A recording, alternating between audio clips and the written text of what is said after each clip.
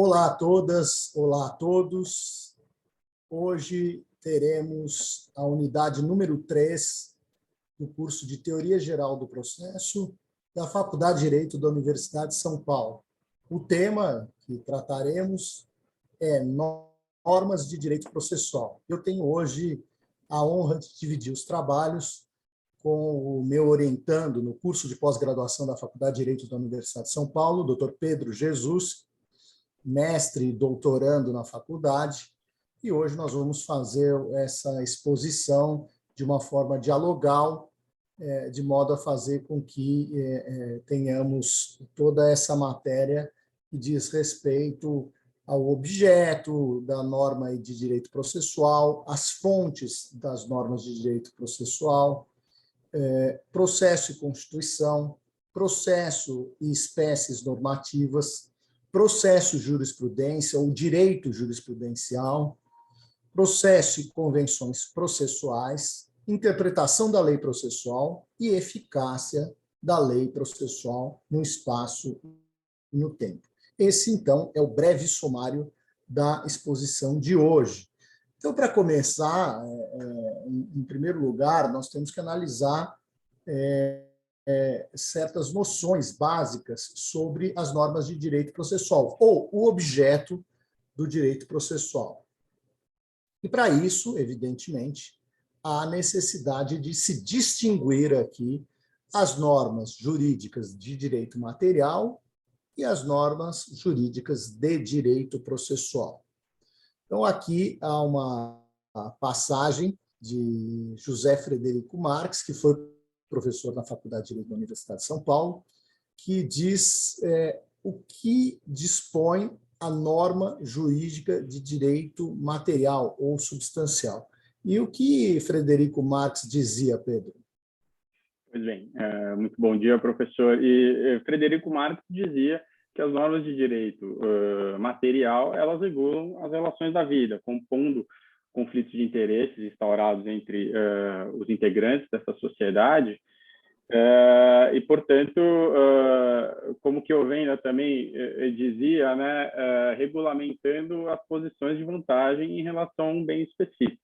Então, basicamente, é isso que as normas de direito material dispõem. Perfeito, né?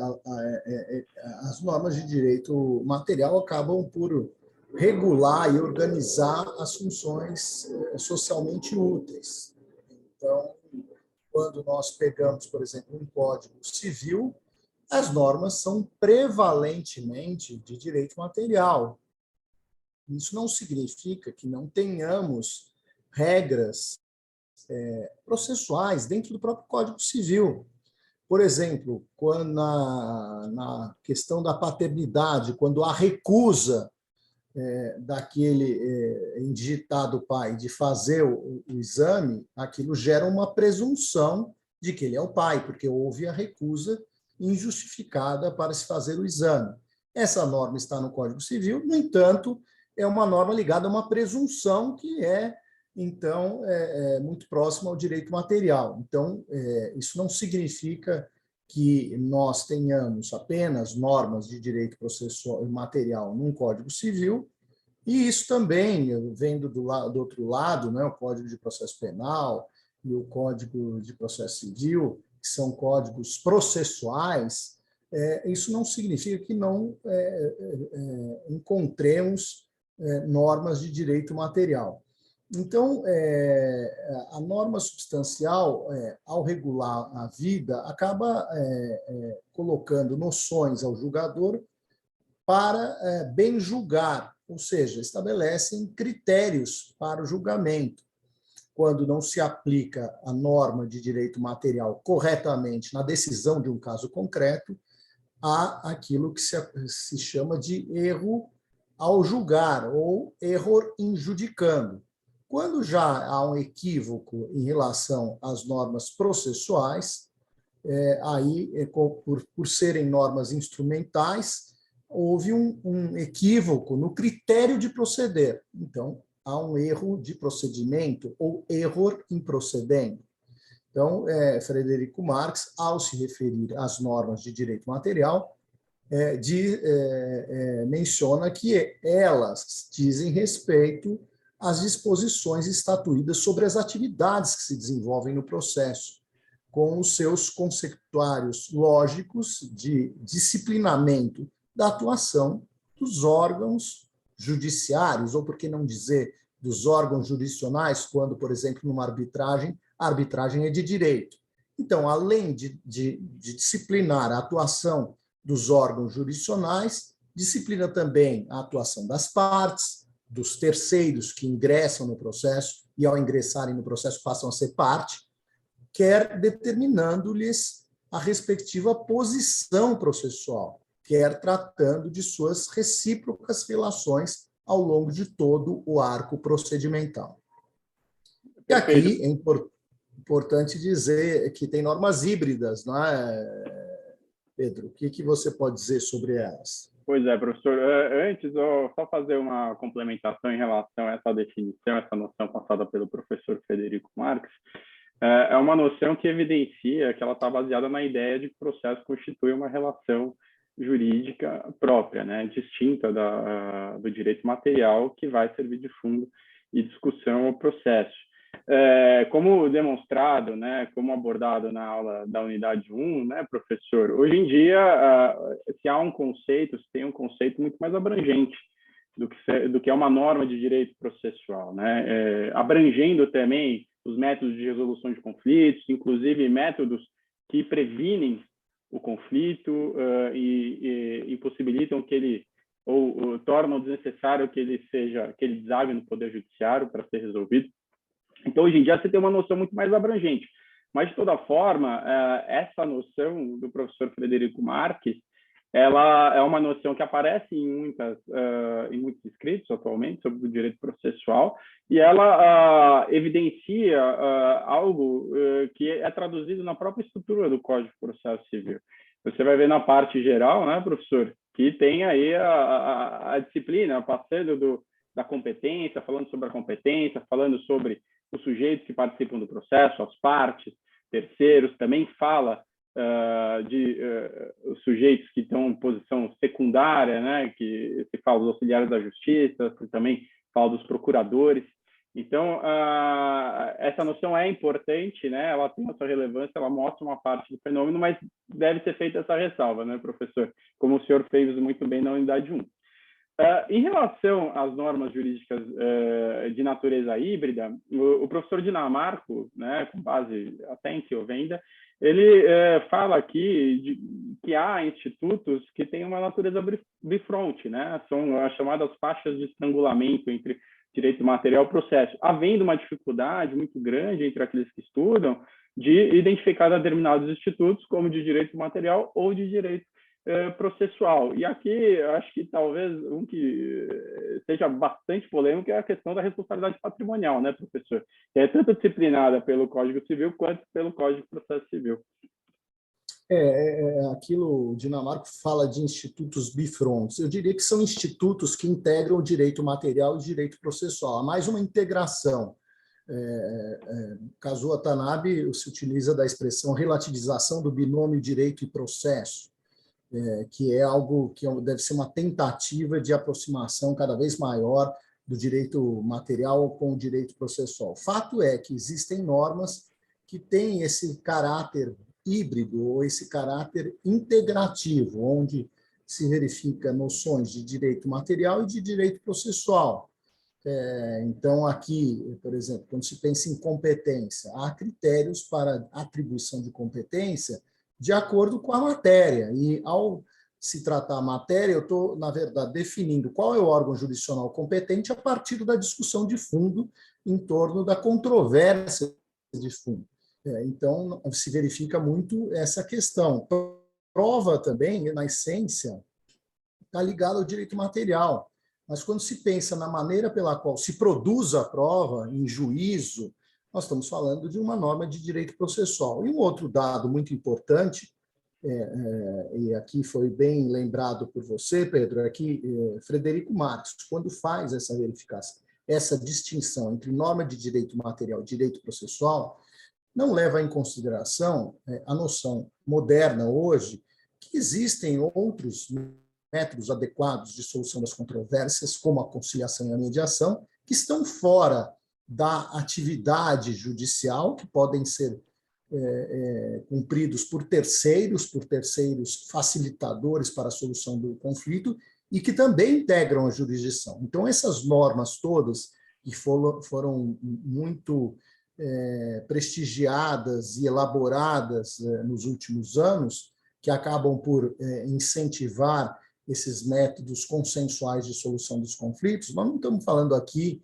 de atuação dos órgãos judiciários, mas estamos falando aqui de sujeitos que atuam em prol da resolução da controvérsia e fora do processo.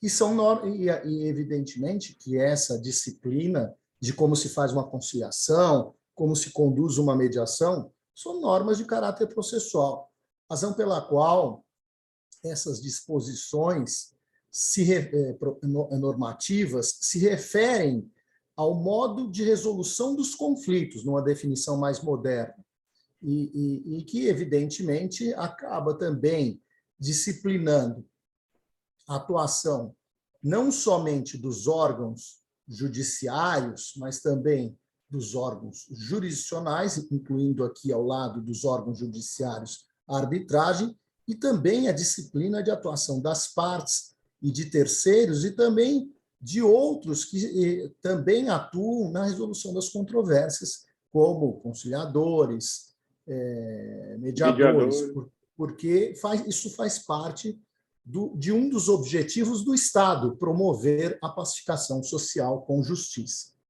Então, feita essa breve explicação sobre as normas processuais, é importante nós estudarmos aqui o objeto da norma de direito processual. E qual é esse objeto da norma de direito processual, Pedro?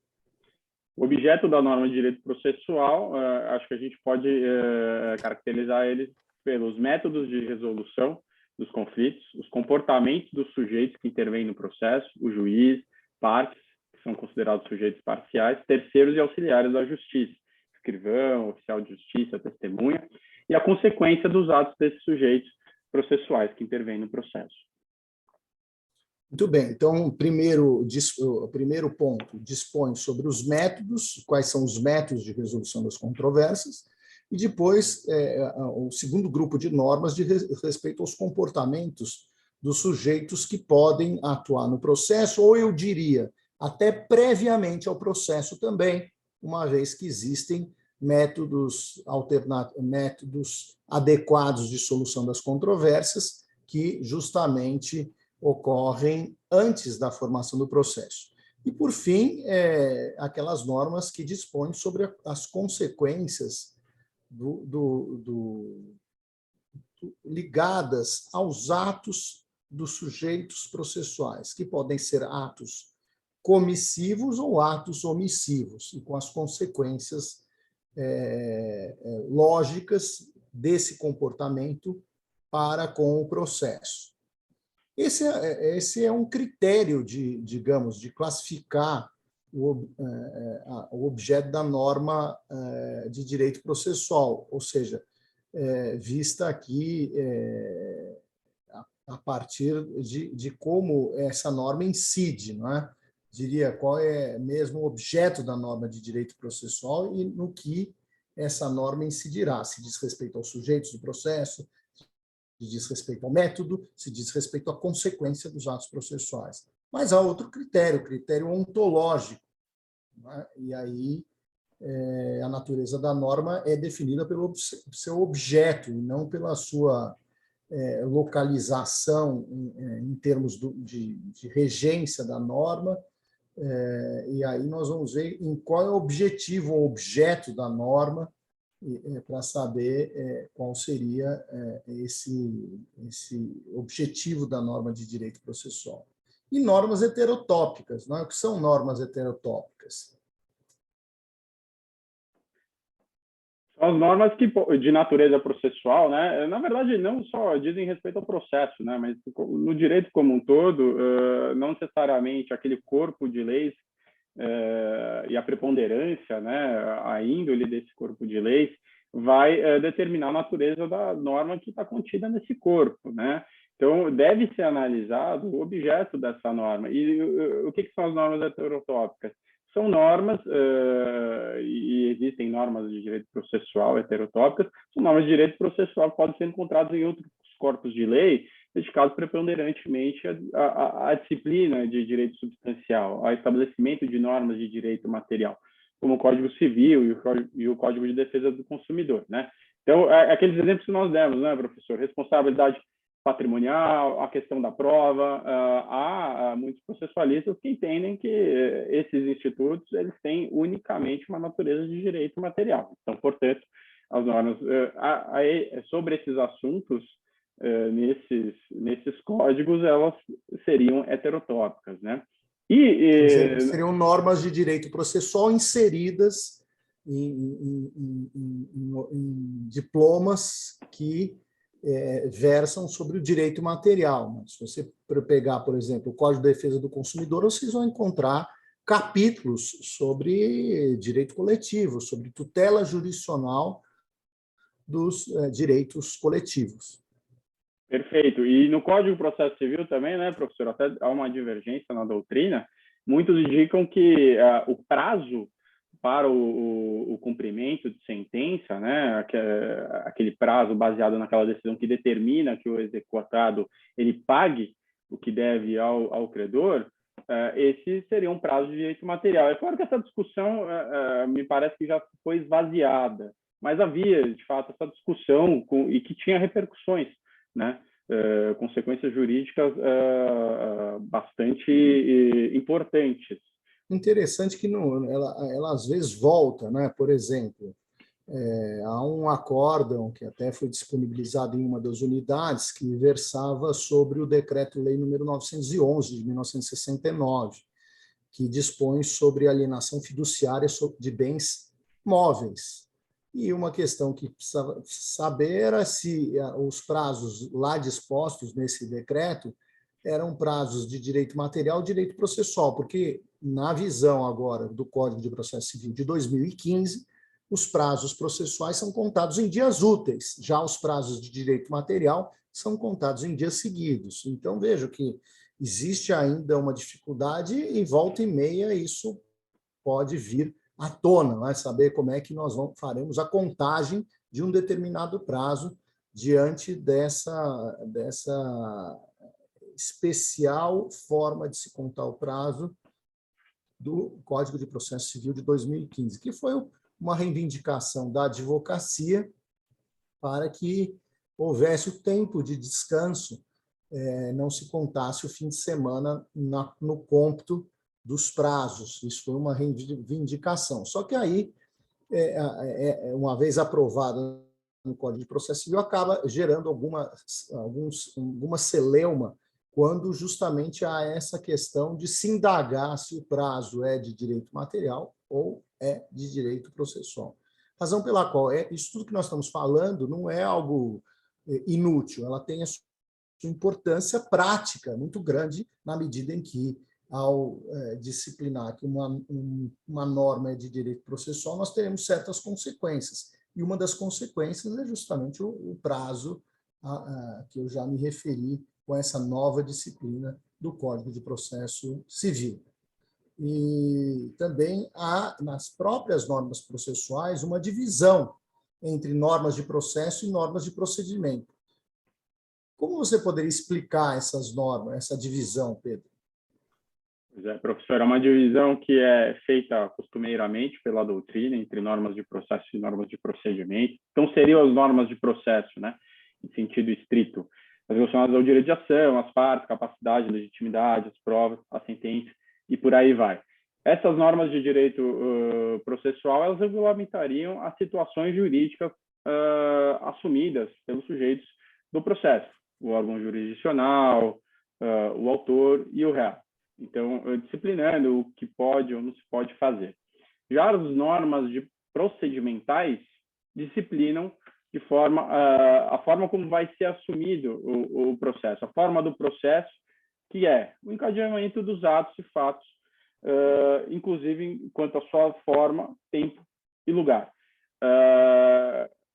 O Código de Processo, pensando aqui no procedimento comum, né, professor, além dos poderes, das posições jurídicas portadas pelas partes, ele tem um procedimento, uma sequência de atos processuais que devem ser praticados ao longo do processo, começando com a petição inicial, havendo a citação, abrindo-se prazo para contestação e por aí vai. Isso que formaria aí as normas procedimentais, referente às etapas que devem ser seguidas no processo. O que acontece? Às vezes é muito difícil dissociar as normas de processo estrito sensu das normas procedimentais, devido à relação que elas mantêm.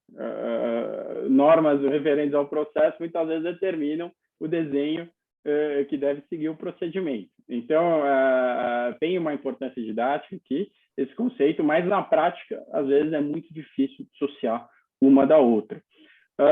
Em relação às normas processuais, a doutrina entende que, em geral, as normas de organização judiciária não se inserem dentro das normas processuais, mas acabam sendo tratadas pela doutrina processual devido à ligação que mantém com o direito processual. São as normas que dizem respeito à organização do judiciário, à organização interna, normas que dizem respeito à carreira da magistratura. Então, são normas que dizem respeito a esses aspectos internos, não relativos a uma relação jurídica processual. Certo. Inclusive, quando se fala em normas procedimentais, nós estamos falando dessa sequência lógica e cronológica de atos concatenados, com observância do contraditório.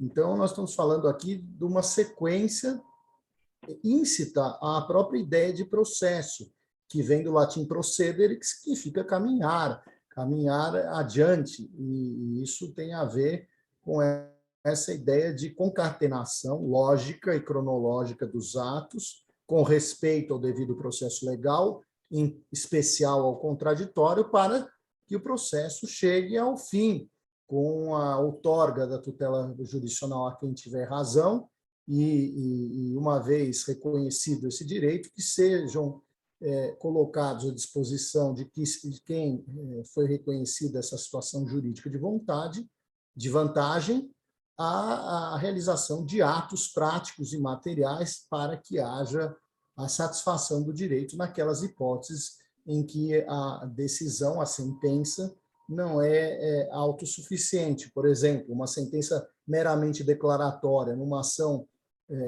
declaratória negativa de débito, essa ação, uma vez julgada procedente julgado o pedido deduzido pela parte em juízo, é evidente que essa sentença, por si só, é apta a outorgar aquela situação jurídica de vantagem para o demandante. Em outras situações, há necessidade de o desenvolvimento de uma fase subsequente, com a realização de atos práticos e materiais, tal como ocorre na fase executiva, quando se tem uma sentença condenatória ao pagamento de quantia.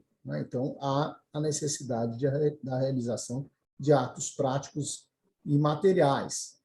A sentença, vamos pensar no penal, a sentença absolutória é, por si só, apta a outorgar a situação jurídica de vantagem. A sentença condenatória no penal deverá ser objeto da realização de atos práticos e materiais tendentes à aplicação de sanções restritivas de liberdade. Então, isso a gente precisa ter essa noção desse caminho percorrido pelas normas procedimentais rumo a um desfecho, que é o fim do processo em síntese. E aí, evidentemente, depois de analisarmos objeto da norma de direito processual, nós temos que estudar as fontes das normas processuais. E o que você poderia dizer a respeito dessas classificações das fontes do direito processual? Já se verifica que temos aqui uma multiplicidade de classificações. A tendência natural da área jurídica é a classificação. E lembrando sempre que a classificação tem que ter uma utilidade. A razão pela qual se faz uma classificação é justamente para se compreender melhor um determinado instituto, um determinado fenômeno. Então, aqui, nós temos uma multiplicidade das classificações das fontes do direito. E quais classificações você poderia se reportar, Pedro? Pois é, professor. Há uma multiplicidade de classificações, como bem ressaltado por você, essas classificações sempre partem de alguns critérios eleitos. Muitas vezes você não tem uma uniformidade na doutrina, tanto na teoria geral do direito, como na própria doutrina processual. Mas, de toda forma, algumas classificações que os alunos e os demais que nos assistem vão poder encontrar na doutrina, né? Então, as fontes são classificadas em escritas e não escritas, estatais e não estatais, formais e materiais, abstratas e concretas, e fontes sem qualquer adjetivação. Essa última classificação é proposta pelo professor Miguel Reale, né? Que foi professor da São Francisco, e ele entende que as fontes não devem ser classificadas, as fontes são unicamente as fontes de direito, que são que disciplinam, que consistem nas normas jurídicas impostas e de observância obrigatória. De toda forma, o que nós encontramos na doutrina processual, há uma reprodução dessa classificação, é a divisão entre fontes formais do direito processual, né? Então, nós temos essas fontes formais da norma processual, escritas aqui, que são a Constituição Federal, a Emenda Constitucional, Lei Complementar, Lei Ordinária, Tratados e Convenções Internacionais, Constituições Estatais, regimentos internos dos tribunais, a jurisprudência e as convenções processuais. Essas seriam fontes formais, porque escritas e porque vinculam os sujeitos que são objeto dessas normas. E hoje se fala do direito jurisprudencial, dada a relevância que se tomou a jurisprudência nos dias atuais. Então, um julgado tem um valor muito grande. Mudou a perspectiva, não é? Eu diria que senti essa evolução histórica que aconteceu aqui no Brasil, onde inicialmente se dava muita importância à verificação das normas, não é? Sem dúvida nenhuma, do que dispõe a lei num sentido amplo aqui, e aqui, evidentemente, verificando a hierarquia das normas, e é sempre bom lembrar que a Constituição Federal está no ápice. Então, a perspectiva era sempre normativa e doutrinária, ou seja, a interpretação da doutrina sobre as normas de direito processual ou de direito material. Com o passar do tempo, esse movimento acaba se deslocando para a jurisprudência. E a jurisprudência sempre foi uma fonte do direito, mas eu diria que, hoje em dia, tomou um papel muito grande, graças a essa função expansiva da jurisprudência, que acaba sendo aplicado em outros casos concretos. Então, hoje em dia é muito comum, não é? Tanto no trabalho de um juiz ou de um advogado, de um procurador, de um representante do Ministério Público, verificar qual é a orientação jurisprudencial, principalmente dos tribunais superiores, a respeito de um determinado tema. Então, há o eixo da observância das normas, mas há também um importante eixo aqui de verificação de como a jurisprudência vem interpretando o fenômeno normativo.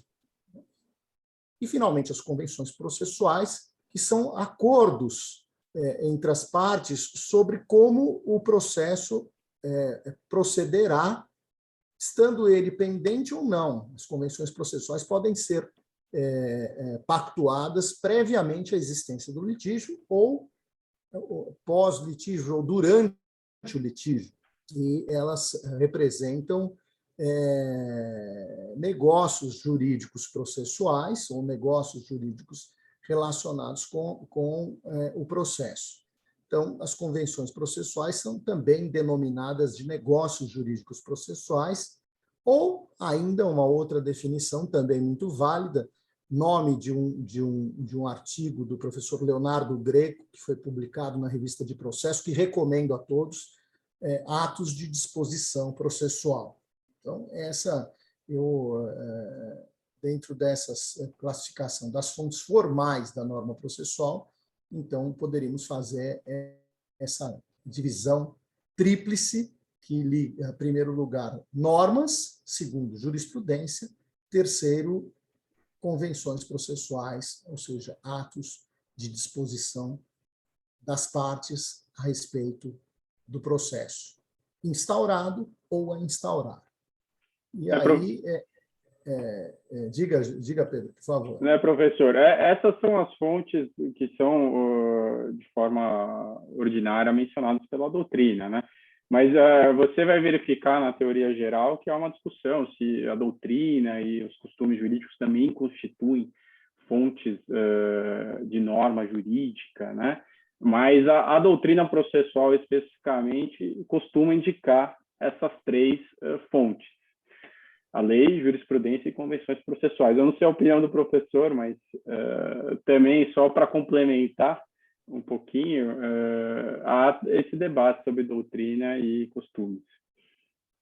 É engraçado, tem essa discussão também, né, a respeito dos costumes. Eu prefiro assim uma classificação das fontes formais, não é? Essa classificação é bem interessante. Mas, como dito aqui, há uma multiplicidade de classificações e não tem classificação certa ou errada, tem classificação útil e inútil, não é? Então, eu acho que, com essa perspectiva, que nós temos que analisar. Evidentemente que a preferência vai depender de cada autor aqui, de acordo com o seu embasamento teórico. Mas há essa divisão aí, inclusive de dividir as normas jurídicas propriamente ditas, a jurisprudência e os costumes, que são, na verdade, todas fontes do direito. Se nós analisarmos a lei de introdução às normas do direito brasileiro, nós vamos encontrar quais são as fontes das normas. E também na lei anterior, na lei de introdução ao Código Civil, que veio a ser revogada por essa lei de introdução às normas do direito brasileiro, e também tratava das fontes das normas, e aqui não só normas processuais, mas também das normas de direito material. Me agrada muito essa visão integral de Miguel Reale, não é, que coloca a norma jurídica sem subclassificações, simplesmente normas jurídicas que devem ser levadas em conta por todos e devem ser observadas naquelas situações em que se tem nitidamente um caráter imperativo, porque a norma pode não ter um caráter imperativo e pode ter uma finalidade pedagógica, ou pode instituir um dado instituto que tem aplicação em determinadas hipóteses bem específicas, até no processo. Por exemplo, falei da mediação, mas a gente sabe que em muitos casos, em muitos processos, aliás, na maioria deles, não acontece a mediação, embora haja uma disciplina em torno dela. E aqui nós temos que falar também de hierarquia das normas e a preponderância concreta da lei federal. Nesse aspecto, uma visão mais completa do que vem a ser lei, norma, não é? Norma de caráter federal. O que você poderia dizer sobre isso, Pedro? Pois é, professor, esse tópico é importante enfatizar que o direito processual, pelo menos aqui no nosso ordenamento, ele é basicamente regulamentado pela lei federal, né? Por quê? Porque há uma competência privativa da União para disciplinar o processo, em que pese haja previsão também constitucional de que estados e distritos federal podem, em determinadas matérias, disciplinar o processo ou a organização judiciária, né? Mas, de toda forma, quando os alunos forem fazer os seus estudos e verificar as fontes concretas, eles vão se deparar, basicamente, com legislação produzida pela União, uma legislação federal. As normas de processo devem ser regulamentadas pela legislação federal. Há uma grande discussão a respeito desse tema. Algumas vezes a gente vê alguma crítica em torno de, por exemplo, regimentos internos dos tribunais, que acabam disciplinando o processo. E aí, evidentemente, que muitos entendem que essas normas seriam inconstitucionais, porque justamente a competência é privativa da União para edição de normas de direito processual. E é claro que sempre lembrando, né, quando se fala em processo, a gente tem que sempre levar em consideração a Constituição Federal, seja no que diz respeito às garantias, aos princípios aplicáveis ao processo, como também, e aqui eu sou do grupo que entende que organização judiciária é norma processual, as normas que dispõem sobre organização judiciária na Constituição Federal são importantíssimas. E aí passamos a falar ainda sobre as fontes das normas de direito processual, sobre a importância da Constituição Federal no processo. E hoje se fala de um chamado direito processual constitucional. Então, há basicamente uma mudança de postura metodológica, e eu diria que, em grande parte aqui, a contribuição foi do maior processualista da história da Iberoamérica, Eduardo Couturi, um uruguaio, que faleceu já há muitos anos, faleceu em 1956, mas cujos ensinamentos até hoje reverberam para aqueles que estudam processo. Sua obra clássica, Fundamentos do Direito Processual, que é um manual que é utilizado ainda em outros países da Iberoamérica, também tem a sua compilação de estudos e pareceres, estudos de direito processual, então é sempre bom lembrar dos ensinamentos de Eduardo Couturi.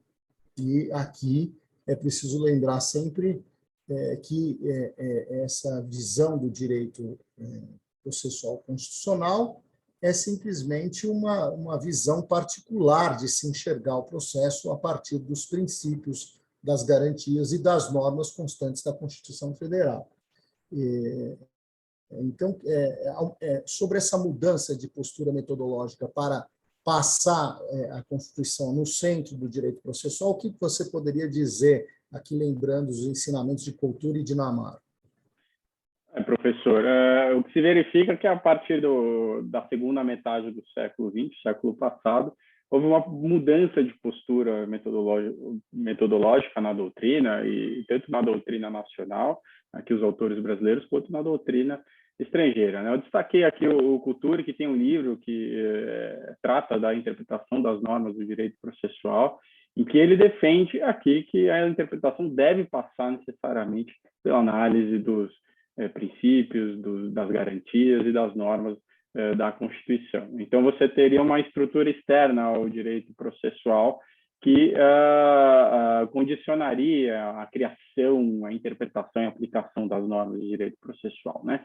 E essa visão, essa postura metodológica, né, ela vai em linha com a visão instrumental do processo, né, professor, que vê como um instrumento ético e que não é um instrumento em si fechado. Ele tem que interagir com os valores da sociedade em que inserido, e muitos desses valores eles estão aí consolidados na Constituição, né? Então, relembrando aqui a obra do professor Dinamarca sobre instrumentalidade, que ele aborda esse aspecto, né? E também tem um texto muito interessante do professor Leonel, o professor da casa, né, em que ele conta um pouquinho da história da constitucionalização, e ele menciona a constitucionalização não apenas das normas de direito processual, mas de outras áreas do direito, inclusive do direito substancial, né? Então, ele explica um pouquinho esse movimento que ocorreu. Que é esse movimento de constitucionalização que aconteceu no direito civil, com a parte geral ali também, e com princípios espalhados por todo o corpo do Código Civil, e no Código de Processo Civil, agora de 2015, também seguindo a mesma fórmula do Código Civil de 2002, uma parte geral e com um realce aos princípios e garantias processuais constantes da Constituição Federal, mas incertos agora, justamente na parte geral do Código. Então, passa a haver o fim dessa visão fechada do processo, do sistema processual, típica da fase autonomista do processo, que era aquela fase conceitual, de criação da ciência processual, de criação das bases daquilo que viria a ser, daquilo que veio a ser a ciência processual. E depois, ao invés de ficar olhando para o próprio umbigo, né, só as normas processuais, o processualista resolveu examinar o processo inserido a partir de normas de caráter hierárquico superior, como a Constituição Federal. Então, houve uma mudança de eixo para um modelo constitucional do processo, muito presente hoje em dia e detectável em inúmeros dispositivos, tanto do Código de Processo Penal, quanto do Código de Processo Civil, quanto também da consolidação das leis do trabalho, onde na área trabalhista também encontramos normas de nítido caráter processual com a valorização de preceitos consagrados na Constituição Federal. Então, esse modelo constitucional do processo se encontra nos princípios, direitos, garantias, nos institutos voltados às liberdades públicas constantes da Constituição Federal, mandado de segurança individual e coletivo, habeas data, mandado de injunção, todos aqueles mecanismos ou remédios destinados à tutela das liberdades públicas, e que reforçam essa importância do processo, não somente a respeito dos princípios, direitos e garantias previstos na Constituição Federal, como diz Dinamarca, mas também com relação a institutos voltados para as liberdades públicas, e aqui os institutos consagrados na Constituição Federal de forma muito clara e também que foram estudados por grande parte da doutrina processual. Citaria aqui os estudos sobre liberdades públicas da professora Ada Pellegrini Grinovo. E essa, evidentemente, visão foi reforçada pelo artigo 1º do CPC de 2015, e não só pelo artigo 1º, que acaba por consagrar que o processo deve ser ordenado, disciplinado e interpretado conforme a Constituição Federal, mas também por outros dispositivos que se seguem ao artigo 1º e que formam essa parte geral importante que acabam tendo como alicerce justamente a Constituição Federal. Então, na parte geral, nós verificaremos vários dispositivos que, no fundo, estão a elucidar certos princípios e garantias constantes da Constituição Federal de 1988. E aí se forma o chamado direito processual constitucional, que compreende as garantias processuais, inafastabilidade da tutela jurisdicional, juízo natural, devido processo legal, contraditório, ampla defesa, e as regras de processo e de procedimento previstas no texto constitucional, que é aquilo que eu falei das liberdades públicas, mandado de segurança, ação popular, controle concentrado de constitucionalidade. Aquilo que está aqui é a visão de Dinamarca. Mas na Itália já havia esse movimento muito forte. Eu citaria aqui a obra de Luigi Paulo Comolho, sobre direito de ação, visto a partir dessa ideia de inafastabilidade da tutela jurisdicional, e também a respeito de outros temas muito ligados ao processo, que também são importantíssimos para o processo administrativo, como a motivação na célebre obra da década de 70 do saudoso professor, recentemente falecido, professor Michele Tarufo, que, portanto, se dedicou ao estudo também do direito probatório. Então, com isso, a gente procura traçar esse modelo constitucional do processo, marcado pela presença da Constituição Federal, até mesmo nos códigos de processo, e, em especial, no novo Código de Processo Civil, que já não é tão novo assim, o Código de Processo Civil de 2015. Professor, fica aqui a recomendação à leitura do artigo 5º e os seus incisos da Constituição Federal, em que poderão ser verificados aqui inúmeras garantias que valem não apenas ao processo civil, ao processo administrativo, mas especialmente ao processo penal, né? Então, a vedação, a utilização de prova ilícita e inúmeras regras relativas ao processo penal. Muito bom. É sempre importante fazer uma leitura do artigo 5º, mas é evidente que, ao se falar de processo, nós não podemos ficar restritos à Constituição Federal. Ou seja, além da Constituição Federal, nós temos outras formas, fontes concretas do direito processual. Tratados e convenções internacionais, leis e outros atos normativos relevantes. Então, que exemplos que você poderia dar aqui, Pedro? Temos aqui, em relação às fontes concretas, né, a Convenção Americana sobre Direitos Humanos, que tem disposições relativas ao direito processual, muito importantes, que foram incorporadas pelo nosso ordenamento jurídico, impactando também na repercussão da aplicação das normas processuais nos processos. A Lei Orgânica da Magistratura Nacional, que se trata de uma lei complementar recepcionada pela Constituição Federal, ou seja, anterior a ela, né, professor?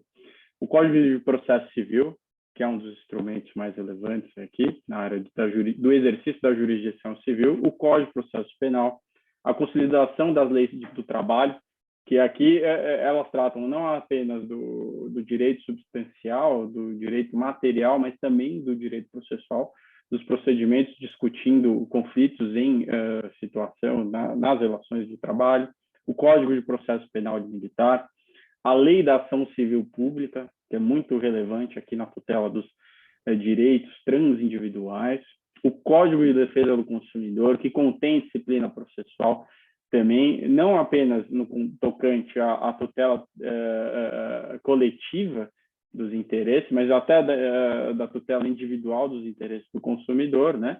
Então, há disciplina sobre o ônus da prova, há disciplina aqui sobre as medidas técnicas processuais que poderão ser adotadas aí nos processos individuais e também a disciplina sobre competência.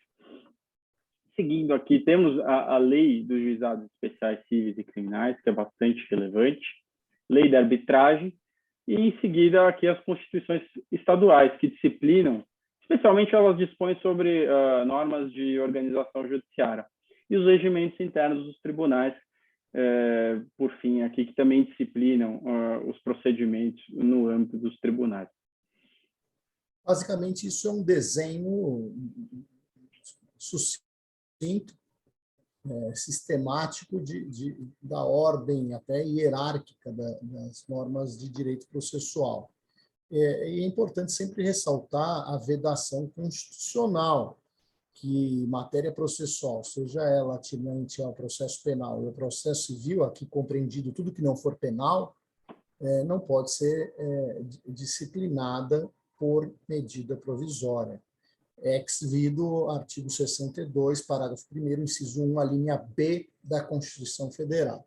Então, há uma vedação que impede que haja essa disciplina por parte de medidas provisórias, que, num passado recente, eram assim editadas de uma maneira muito excessiva e acabavam criando dificuldades até para o parlamento. Então, é importante lembrar esses aspectos. E falta falar, né, nós falamos da Constituição, falamos das outras normas, falta falar aqui das chamadas fontes das normas processuais ligadas à jurisprudência, para em seguida falar das convenções processuais. O que você poderia falar aqui com base no que dispõe a doutrina?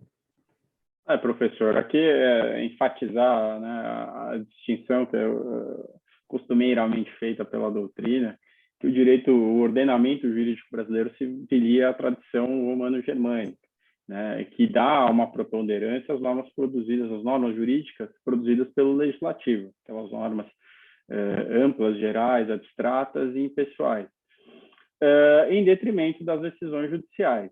E isso é uma diferença do nosso ordenamento em relação ao direito inglês ou norte-americano, em que há uma força muito grande, que se dá uma força muito grande às decisões, ao que é decidido nas decisões judiciais, não apenas no que tange a resolução do conflito concretamente, mas as decisões judiciais naqueles sistemas, elas assumem uma proporção muito maior.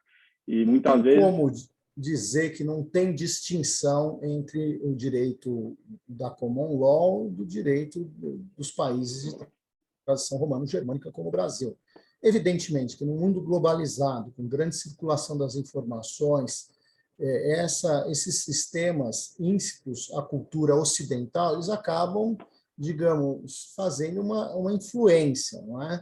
Por exemplo, a valorização da jurisprudência. Mas isso não tira o caráter prevalente brasileiro, que o sistema brasileiro é um sistema de raízes de tradição humano-germânica. Então, aí você cita René Davy, que fala aí dos grandes sistemas do direito contemporâneo, fazendo uma visão que era muito assim dividida em blocos, muito clara, não é? E hoje a gente vê uma influência de um sistema ou de outro. Por exemplo, nos Estados Unidos tem normas de direito processual, existem estados com código de processo civil, me lembro aqui da Califórnia, por exemplo, com código de processo, e a gente nunca vai pensar, há uns anos atrás, jamais imaginaria um código de processo num país de tradição da common law.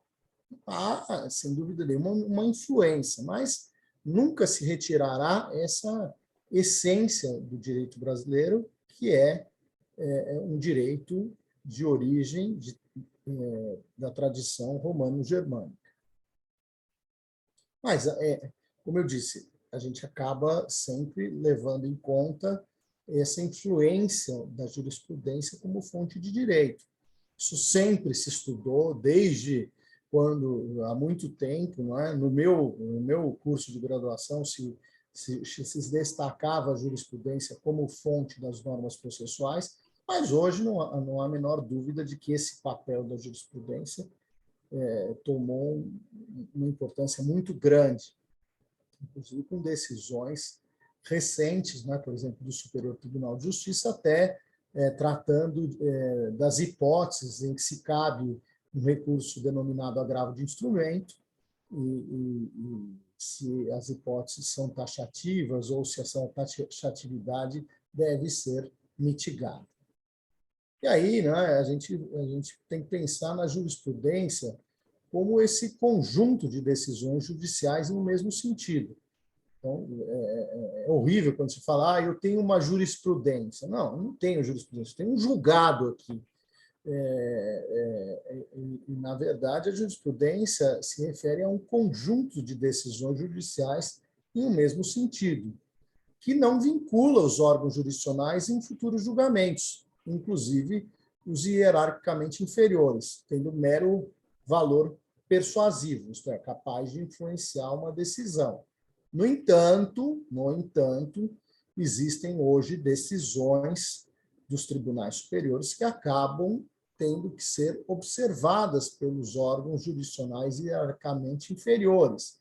Por exemplo, aquelas decisões proferidas pelo Superior Tribunal de Justiça em recursos repetitivos, recursos especiais repetitivos, devem ser observadas pelos órgãos hierárquicos inferiores, aqui englobando os juízes de primeiro grau e os tribunais federais e os tribunais de justiça de cada estado da federação. Então, há aqui um caráter imperativo no sentido de observar o que foi decidido pelo STJ, tanto que, nesses casos repetitivos, o que foi decidido em repetitivo acaba sendo consolidado num enunciado, e esse enunciado acaba tendo que ser observado pelos órgãos hierárquicos inferiores. Então, ordinariamente, a jurisprudência tem um papel persuasivo, assim como tem súmulas persuasivas, mas hoje nós sabemos que, ao lado das súmulas persuasivas, nós temos súmulas vinculantes. E aí há um caráter imperativo de necessária observância. E essa força expansiva da jurisprudência acaba colocando a jurisprudência não apenas no papel de mero elemento persuasivo dos julgadores, mas como um elemento vinculante para as decisões, e isso o Código de Processo Civil de 2015 fez questão de fortalecer muito a importância da jurisprudência. E hoje a gente vê a todo momento, né, decisões, por exemplo, do Supremo Tribunal Federal influenciando o direito penal, influenciando o direito civil, o direito comercial, o direito tributário, um julgado apenas, e isso acaba provocando toda uma mudança de orientação. Não é, Pedro? Pois é, professor. Nós temos aqui, foi um movimento, né, legislativo de algum tempo, com o advento da nova Constituição, né, partiu da Constituição de 88, em que a jurisprudência ela assumiu um protagonismo muito maior, né? Então, temos aqui no nosso sistema o controle concentrado de constitucionalidade, que é de observância contraditória, é de observância obrigatória pelos órgãos da administração pública, assim como os órgãos do judiciário. Temos a súmula vinculante introduzida por uma emenda constitucional, se não me engano, é a emenda constitucional 45 de 2004. Exato. Atualmente temos os precedentes judiciais qualificados, e há uma qualificação desses precedentes qualificados que são obrigatórios, de observância obrigatória, e estão descritos aqui no artigo, especialmente no artigo 927 do Código de Processo Civil. É interessante esse grau de imperatividade, né, estabelecido pelo Código de Processo Civil, onde a norma é clara ao dizer que os órgãos jurisdicionais observarão, e observarão está em imperativo. Inclusive, o artigo 926 aqui mencionado diz que os tribunais devem uniformizar a sua jurisprudência e mantê-la estável, íntegra e coerente. Então, esse é o 926. E o 927 está na cabeça do artigo, no caput, que os juízes e os tribunais observarão. Então, aqui tem um grau de imperatividade em relação a provimentos jurisdicionais, a decisões ou a enunciados de caráter vinculante, como acontece nas súmulas vinculantes que foram introduzidas no ordenamento jurídico brasileiro por força da emenda constitucional número 45 de 2004, como bem lembrou o Pedro. E aqui, evidentemente, que a gente começa a ter uma mudança de eixo do processo, valorizando cada vez mais a jurisprudência. É uma tendência que, a meu ver, não tem mais volta. Nós teremos que sempre levar em consideração nos nossos estudos, a análise dos casos concretos e verificar como os tribunais estão disciplinando, dando um tratamento à matéria. E aí, ainda nessa última parte, falando das fontes das normas de direito processual, falarmos das convenções processuais. E o que são convenções processuais, Pedro? Então, as convenções processuais, segundo essa classificação do professor Iacho, também do São Francisco, convenções processuais são negócios jurídicos firmados antes ou durante o processo que contêm disposições sobre a relação processual ou o procedimento, ou seja, disposições destinadas à produção de efeitos no processo. Perfeito. Então, as convenções processuais ou negócios jurídicos processuais ou atos de disposição processual são negócios jurídicos celebrados, firmados antes ou durante o processo, que acabam por disciplinar o modo de ser da relação processual ou do procedimento. E é claro que o objetivo aqui é que se produzam efeitos no processo. Muitos são feitos preventivamente, já disciplinando como será o litígio, e isso tem uma importância, mas só serão utilizados se efetivamente deflagrado o conflito, a divergência entre as partes, e aí no processo haverá de ser observado aquilo que foi disciplinado pelas partes. Sempre lembrando que, quando nós estamos falando de convenção, de acordos processuais, nós partimos da premissa de que estamos falando de partes maiores, capazes e que podem efetivamente dispor sobre os seus direitos, que, quando não há uma situação de clara e flagrante hipossuficiência, né? Que isso também pode gerar um questionamento desses negócios jurídicos processuais. No CPC de 2015, valorizou-se a convenção processual, já havia no Código de 73, e aqui nós temos alguns exemplos. Então, existem convenções processuais típicas, ou seja, previstas no ordenamento jurídico, e atípicas, que as partes acabam dispondo e criando esses atos de disposição processual. E aqui há uma relação de convenções processuais tipificadas, ou seja, previstas em lei, mencionadas de acordo com os dispositivos legais. Então, por exemplo, a modificação de competência em razão do valor e do território, isso está autorizado pelo artigo 63, procedimento, ônus, poderes e faculdades e deveres processuais das partes, no artigo 190, que é uma norma geral sobre as convenções processuais, calendário processual, também muito comum se dispor sobre calendário processual nas arbitragens, e aí a referência é ao artigo 191 do CPC, e ônus da prova, a distribuição convencional do ônus da prova, aqui prevista no artigo 373, parágrafo 3º. Eu poderia citar outra, por exemplo, a escolha de um perito pelas partes, uma possibilidade também prevista no CPC. E como eu também poderia citar outras convenções processuais, por exemplo, as partes fazendo um contrato de mútuo e dispondo que um determinado bem de uma das partes, da parte devedora, é impenhorável, ou seja, não, em caso de inadimplência, aquele bem não poderá se sujeitar a atos de agressão patrimonial. É um ato de disposição processual disciplinando como será a execução, aqui disciplinando uma impenhorabilidade em relação a um bem ou a um conjunto de bens. Aqui também temos uma convenção processual. E aí, caminhando aqui no nosso estudo, não é? Vale a pena aqui começarmos a analisar a chamada interpretação da lei processual. E aí, vale sempre lembrar da clássica obra de Carlos Maximiliano, sempre citada em relação à hermenêutica jurídica. Então, o que é interpretação da lei? Hermenêutica jurídica.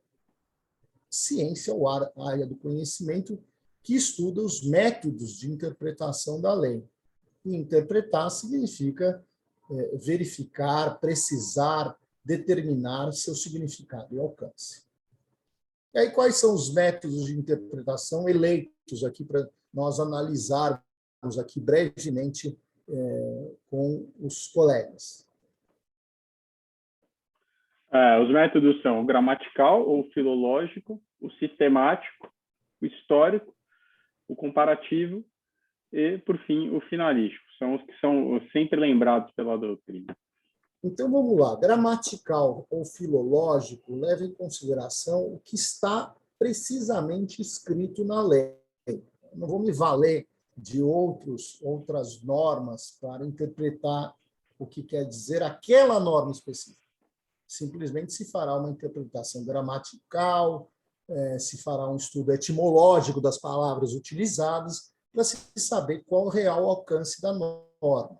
Quando eu penso no método de interpretação sistemático ou lógico-sistemático, eu levo em consideração a inserção daquela norma, objeto da interpretação, num determinado conjunto de normas. Eu posso, por exemplo, interpretar uma norma do Código de Processo Penal em relação a outras normas do mesmo Código. Como ainda eu posso fazer a interpretação daquela norma em relação a outros diplomas, como é a sua adequação em relação à Constituição Federal, enfim, eu passo a fazer uma interpretação daquele dispositivo legal em consonância com uma visão do sistema na sua unidade, verificar quais são as normas que dizem respeito ao mesmo tema, que normas que são hierarquicamente superiores, e aí, evidentemente, que aqui há um critério lógico, sistemático, que leva em consideração as normas. E eu diria, eu me atreveria a dizer, e aqui colocando mais um método de interpretação ao lado do lógico sistemático, seria uma interpretação de acordo com a própria jurisprudência, não é? E aqui eu colocaria aqui mais um aqui, que seria um método de interpretação a partir das decisões dos tribunais, ou seja, como os tribunais vêm interpretando um determinado dispositivo legal e como foi a evolução jurisprudencial, que pode haver uma evolução em torno disso, de determinado tema. Então, aí eu entraria num critério, digamos, histórico, que muito se aproximaria disso que eu falei em relação à jurisprudência. O histórico ele é mais abrangente. O histórico leva em conta a evolução da norma no sistema, como é que houve evolução, eu poderia pegar isso desde o direito romano, por exemplo, eu mencionei agora sobre a impenhorabilidade convencional. Eu poderia fazer um estudo, um perfil histórico da evolução das impenhorabilidades desde o direito romano, seguindo lá o direito português, todas as ordenações, verificar as normas que dispõem sobre impenhorabilidades, para chegar a um determinado tema, por exemplo, a impenhorabilidade do bem de família. Então, o critério histórico normalmente está ligado a uma evolução da norma, mas hoje também o critério histórico pode estar voltado à evolução da própria interpretação dos tribunais em relação a uma determinada norma. Então, digamos, eu posso ligar essas interpretações, ligar o critério histórico ao critério lógico sistemático a partir da visão sistemática e também interpretativa dos tribunais em relação a todos aqueles dispositivos que estão umbricados, que estão ligados entre si. Então, nós vamos ver que o intérprete ele se vale de vários métodos. Aqui, nós citamos aqui o gramatical, o sistemático, o jurisprudencial, o histórico, que pode estar ligado também à ideia da evolução da norma pelo enfoque gramatical, pela evolução das normas, aí, a partir de um critério sistemático, pela evolução da jurisprudência. Então, o critério histórico ele abrange todas essas vertentes. Quando eu falo de critério interpretativo ligado à comparação, ou critério, método comparativo, eu vou me valer como as normas de outros países, ou como determinados sistemas cuidam de certa situação processual ou situação substancial. Então, vamos ver, bom, como é que, vamos imaginar aqui, como é que essa questão foi dirimida na Inglaterra? Como se essa questão foi resolvida pelo direito português? Como as normas processuais estão dispostas no direito italiano? Então, aqui eu faço uma interpretação da lei processual a partir de uma comparação jurídica com diversos sistemas. E, finalmente, o critério finalístico, o teleológico, que aqui eu quero analisar qual é a intenção do legislador ao dispor sobre aquela norma. Eu vou verificar qual foi a mens legis daquele momento. Mas nós sabemos que a interpretação evolui das normas, de acordo com os atuais valores de toda a nação. E, evidentemente, que, ao me valer do critério teleológico, eu posso me valer de um critério que é próximo do histórico, que eu vou verificar qual foi a intenção do legislador, como também eu posso tentar interpretar a partir de um critério finalístico, a partir da visão atual de toda a nação. Vejam que existem várias formas de se interpretar a lei processual E eu diria as leis em geral, né, Pedro? E é evidente que aqui essas diferenciações são importantes. E esses métodos, não existe um método único. Inclusive, pode haver divergência. Olha, o método gramatical, pelo método gramatical, seria esse, mas o alcance da norma é maior, porque numa interpretação lógico-sistemática se verifica que o legislador quis dizer mais do que aquilo que disse na lei pelo enfoque unicamente gramatical. Então, eu me valho de um critério lógico-sistemático para chegar à conclusão de que o alcance da norma é muito maior, ou ainda pelo critério histórico. Mas eu quis colocar aqui essa importância da jurisprudência como fonte de interpretação da lei processual. E mencionei aqui um recente julgado do Superior Tribunal de Justiça que acabou, digamos assim, mitigando a taxatividade, o rol taxativo das hipóteses de incidência do agravo de instrumento, que é o recurso cabível contra as decisões interlocutórias, e que acabou sendo reinterpretado pelo Superior Tribunal de Justiça ao enfrentar esse tema, se caberia ou não agravo de instrumento contra determinadas decisões. Por exemplo, agravo de instrumento contra decisões que versem sobre competência, decisões sobre havidas no curso do processo de recuperação judicial ou falência, passíveis de agravo. Enfim, teve que haver aqui um freio, digamos, de arrumação pelo Superior Tribunal de Justiça em relação a quais decisões poderiam ser consideradas agraváveis ou não. E aí, tudo isso, esses métodos de interpretação desembocam em um produto, que é o produto dessa atividade interpretativa. E o que você poderia dizer sobre isso, Pedro? Pois é, professor. Todo método de interpretação, quando empregado, ele vai chegar a um resultado, né? E a interpretação pode chegar a um resultado declarativo, mais restrito, delimitado da norma, extensivo, você abrangendo, você disciplinando, admitindo que a norma discipline outras hipóteses que não as expressamente ou expressamente prevista, restritiva e, por fim, a abrogante, que é a que redunda, que culmina aí na eliminação de uma norma quando há um confronto normativo. Então, me faz, na abrogante, não é, Pedro? Me faz cessar a existência de uma determinada norma ou mesmo a obrigatoriedade de uma lei parcial ou totalmente. Não é?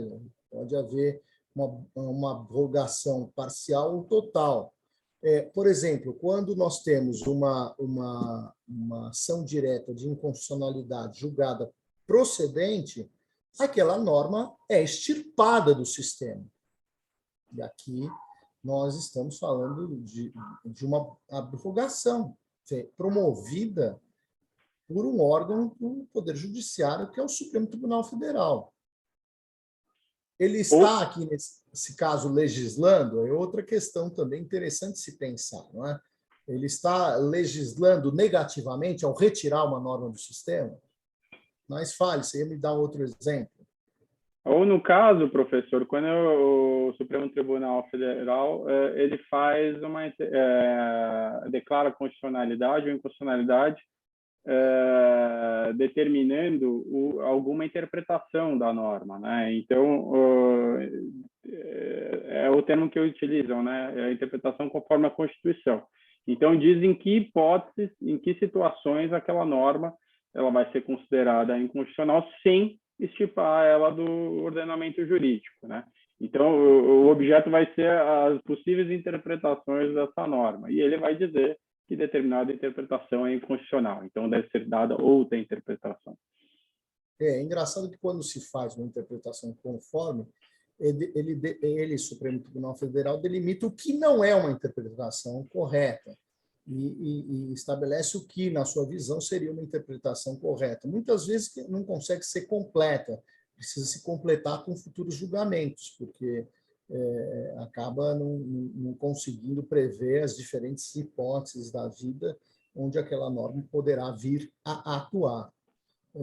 Então, é claro que essa atividade é extremamente importante, está ligada, em certa medida, a uma abrogação, porque acaba delimitando o papel da norma. Há, pelo menos aqui, uma abrogação parcial, no sentido de dizer, olha, a norma não se aplica aqui, ou tem certos contornos bem delimitados, e aí eu não posso extrapolar esses contornos ditados pelo Supremo Tribunal Federal.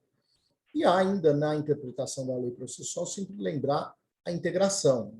O que vem a ser a integração, se não um preenchimento de lacunas, não é? Então, há certas situações excepcionais onde há uma lacuna da lei, e aí deve-se fazer um preenchimento dessa lacuna justamente para solucionar situações que não foram previstas expressamente em lei, e a partir de critérios, métodos previstos no ordenamento jurídico. Então, aqui pode o julgador se valer da analogia, uma comparação com casos semelhantes ou casos muito parecidos, o costume e também os princípios gerais de direito, aqui sempre fazendo referência à lei de introdução às normas do direito brasileiro e aos comentários específicos a respeito dessa norma, e também vale a pena, quem quiser estudar os clássicos aqui, ler os comentários à lei de introdução ao Código Civil, que foi justamente revogada por essa lei que mencionei. E para, então, a gente caminhar para o fim aqui, nós temos como último tópico estudar a eficácia da lei processual no espaço e no tempo. E aí, evidentemente, há necessidade de se estudar as dimensões da norma processual de acordo com o espaço, de acordo com o tempo. Então, é certo que as normas processuais são aplicadas dentro de um dado território e por um certo período de tempo enquanto a norma viger. E aí, evidentemente, que é preciso estudar, primeiro, essa dimensão espacial, segundo, a dimensão temporal. Sobre a dimensão espacial, o que você poderia dizer, Pedro? Aqui no sistema jurídico brasileiro, professor, vigora aqui o princípio da territorialidade da norma processual, lex fori, que deve ser observada pelo órgão jurisdicional brasileiro, ainda que a relação jurídica subjacente ao processo seja regulada por lei estrangeira, né? E há um acolhimento dessa orientação expresso por meio do artigo 1º do Código de Processo Penal e 16 do Código de Processo Civil. Muito bem. Né? Então, essa ideia da aplicação da lei num dado território, que é representada por essa expressão latina, lex fori, e há essa previsão no Código de Processo Penal, no artigo 1º, e no artigo 16 do CPC de 2015. Essa seria a dimensão espacial. Dimensão temporal, aí nós estamos diante do direito processual intertemporal. Existem várias obras sobre esse tema. Há um livro, inclusive, que trata do direito intertemporal no CPC de 2015. Eu escrevi sobre as sanções processuais nesse livro. Esse livro foi coordenado pelo professor Flávio Archo e pelo desembargador Fábio Guide Tabosa Pessoa, que nos auxiliou por muito tempo na Faculdade de Direito da Universidade de São Paulo como professor. E também a própria tese de doutorado de Fábio Guide Tabosa Pessoa, que precisa ser mencionada aqui, e que, evidentemente, faz um estudo sobre o direito processual intertemporal. Há também um outro estudo clássico do saudoso professor do Rio Grande do Sul, Galeno Lacerda, que também fala da eficácia das normas de direito processual no tempo. E ali, digamos, nós temos aqui dois pilares. Primeiro, as regras de vigência. Né?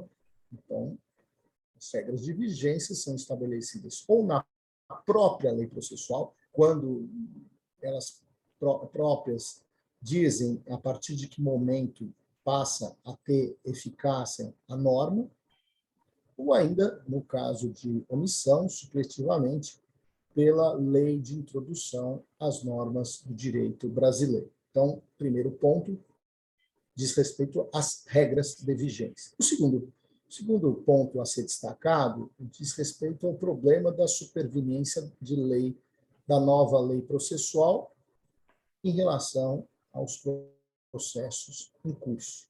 E ali há muitas teorias, e aqui nós relacionamos três delas as mais importantes. O primeiro a primeira teoria é a teoria da unidade processual, que basicamente leva em conta o processo como uma unidade e, portanto, a lei processual nova não se aplicaria aos feitos já iniciados, se aplica à lei anterior. Eu citaria aqui, sempre gosto de lembrar da alteração legislativa importante que sofreu o direito italiano em 1990, a novena de 1990, como eles chamavam, que ficou 4 anos em vacatio legis, até que os órgãos se adaptassem, e lá se optou por aplicar somente aos feitos novos. Os feitos anteriores eram regidos pela lei processual antiga. A outra teoria divide o processo em fases processuais. Então, nós verificaremos em outra unidade as fases do processo, mas, por exemplo, no âmbito do processo civil, é muito comum se estabelecer essas fases bem claras da fase postulatória, caracterizada pelas razões das partes, representadas normalmente pela petição inicial, contestação e réplica, pois a fase ordinatória, representada normalmente por uma decisão que acaba disciplinando quais são os pontos controvertidos de fato de direito e quais serão as provas a elucidar esses pontos controvertidos de fato, e depois a fase instrutória e a fase decisória, seguida por uma fase recursal e nova fase decisória. Então, por essa visão, nós teríamos a lei nova sendo aplicada somente à fase subsequente, uma divisão assim bem clara. E, por último, que é a teoria do isolamento dos atos processuais, que é a teoria que vigora no Brasil, salvo, evidentemente, disposição em sentido contrário, no sentido de que a lei nova passará a dispor sobre os atos processuais subsequentes. Então, aqui há um isolamento dos atos processuais. E essa teoria do isolamento dos atos processuais foi adotada pelo Código de Processo Civil de 2015, no artigo 14, e pelo Código de Processo Penal, no artigo 2º. Então, aqui, basicamente, são noções gerais sobre a eficácia da lei processual no tempo. E para aqui encerrar o nosso encontro, vamos falar dos casos concretos e das questões que serão levadas em discussão em sala de aula a partir daquilo que foi dado nessa exposição, sempre com julgados importantes, emblemáticos, e procuram saber o que foi depreendido da exposição e das leituras que foram passadas a todos. Então, o primeiro caso é do Superior Tribunal de Justiça, recurso especial número 1.925.456 de São Paulo, de relatoria do ministro Herman Benjamin. O que dispõe esse julgado, Pedro? Pois é, professor. Há uma discussão aqui, é um recurso especial interposto no âmbito de na verdade, contra um acórdão proferido no âmbito de um incidente de resolução de demandas repetitivas, né, IRDR. E esse recurso especial ele foi interposto contra o acórdão do Tribunal de Justiça de São Paulo, que decidiu sobre a necessidade, na verdade, a desnecessidade das autoridades de trânsito efetuarem duplas notificações relativas a uma determinada infração prevista no Código de Trânsito, né? Essa decisão do Tribunal de Justiça, ela foi proferida em sentido contrário ao que vinha sendo decidido pelo Superior Tribunal de Justiça, não em caráter vinculante, mas sim persuasivo. Então, esse recurso ele foi processado no Superior Tribunal de Justiça e há aqui algumas questões muito interessantes aqui a respeito dessa situação, né? Em primeiro lugar, se o Tribunal de Justiça estava vinculado à jurisprudência anterior do Superior Tribunal de Justiça, que tinha sido consolidada pela súmula 312, né? E para saber os efeitos posteriores dessa decisão, né, e aí é uma pergunta que nós fazemos, uma pergunta subsequente, os efeitos posteriores dessa decisão do STJ no âmbito desse recurso especial. Se o que ele proferiu, a decisão que ele profere, ela tem eficácia persuasiva ou vinculativa, à luz do CPC. Muito bom. E o outro julgado, Pedro? O julgado referente ao seminário 2, ele discute aqui o que aconteceu. O Tribunal de Justiça de São Paulo, por meio da Nona Câmara de Direito Público, acabou decidindo que os honorários advocatícios, né, devidos à parte vencedora no processo, eles poderiam ser arbitrados por equidade e não deveriam seguir os parâmetros estabelecidos pelo parágrafo 3º do artigo 85, né? E aqui, para aplicar esse entendimento, o tribunal acabou mencionando o princípio da proporcionalidade e razoabilidade, dizendo que, embora expressamente a lei não permita o arbitramento por equidade, tais princípios eles possibilitariam esse tipo de decisão.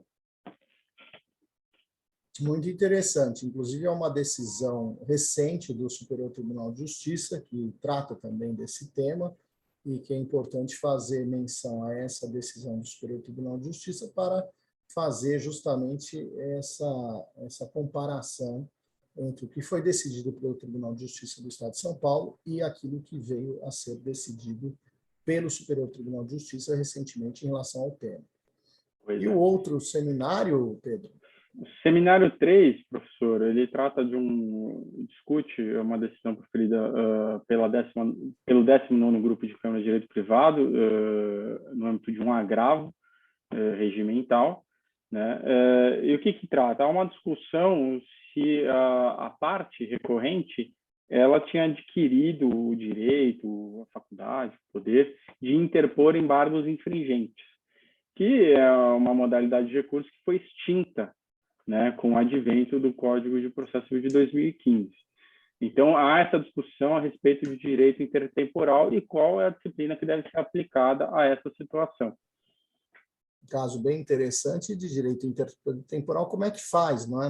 Entra em vigor uma lei que tira um determinado recurso e vamos ver como é que foi a decisão aqui do Tribunal de Justiça de São Paulo. E, por último, uma outra decisão do Tribunal de Justiça de São Paulo, no agravo de instrumento número 2.257.839, e essa aqui diz respeito a negócio jurídico processual. Mais precisamente ao quê, Pedro? Pois é, o caso discute um contrato de locação que tinha uma previsão a respeito da forma de contagem dos prazos processuais. Ao contrário do que disciplina a legislação, né, o Código de Processo Civil, as partes convencionaram que os prazos processuais nos litígios relativos ao contrato de locação, eles seriam contínuos e não contados em dias exclusivamente úteis.